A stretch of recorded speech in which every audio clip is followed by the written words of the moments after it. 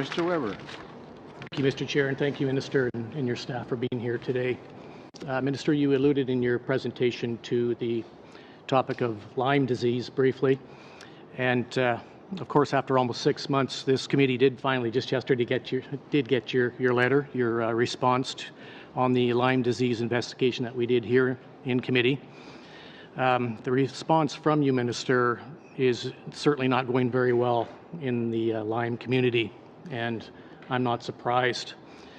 There are hundreds, if not thousands, as you know, Minister, of Canadians suffering daily from Lyme disease. And we know that there are likely many more that have been misdiagnosed or are not getting the treatments that they need. There has been conferences. We studied it here in committee. There have been experts that provided their opinions and recommendations, and we've had public consultations as well. Enough talking has happened, and now it seems that the real no action is really taking place. Without proper funding, nothing is going to happen. The government, of course, as you know, has set aside $4 million. So let me put that into perspective. We spent more on a hockey rink out on Parliament Hill than we are on this major public health issue. So why do you, Minister, believe that proper Lyme disease research can be done for less than the cost of putting up a patch of ice on Parliament Hill?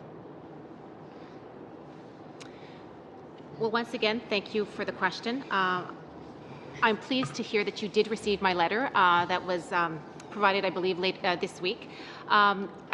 First of all, I guess I have to take a step back. Our government certainly recognizes that Lyme disease is an emerging infectious disease in many parts of Canada. And I know, coming from New Brunswick, there's certain hot spots that have been identified in our province alone. So we certainly, I'm certainly quite aware of it. And I'm also aware that the long-term impacts and the physical impacts on individuals that live with Lyme disease is tremendous. In my riding of Moncton Riverview and Dieppe, I had an opportunity to attend a support group last year because I received several emails from individuals that live with Lyme and suffer from Lyme disease. So I wanted to have an opportunity to meet these individuals and to actually hear their stories because I really didn't know a lot about the topic. And to hear those testimonies certainly, hit home for me. And I also recognize there's someone on your committee, that Ms. Ludwig, who's done a lot of work in the area of Lyme disease as well.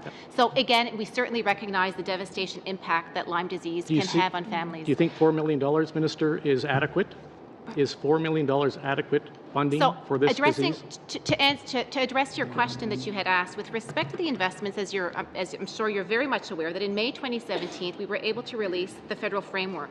Yes. And the federal government's role, as I see it, there's really 3 pillars and 3 priority areas that we really have to lead as the federal government. When we look at the issue of surveillance, we recognize that we have to gather better data to get a clear picture of exactly what is going on and the magnitude of all of this. We certainly understand that here on this committee. The other thing as well that is another pillar that I believe is very important is the issue of education and awareness, because many Canadians perhaps are aware, but we also know that we have to provide more information with respect to detection and awareness, and the list goes on. And finally, another area that I believe we have a role to play as well is in the area of guidelines and best practices. So those are the key areas that we know that the federal government certainly wants to focus on. And with the investments that we've made with respect to the federal framework, it's certainly a beginning and a step in the right direction. I would perhaps like to ask Dr. Tam as well if you could perhaps provide a bit more information with respect to the work that's being done as well. Well, we've been through this already. We've had a study on this, Minister,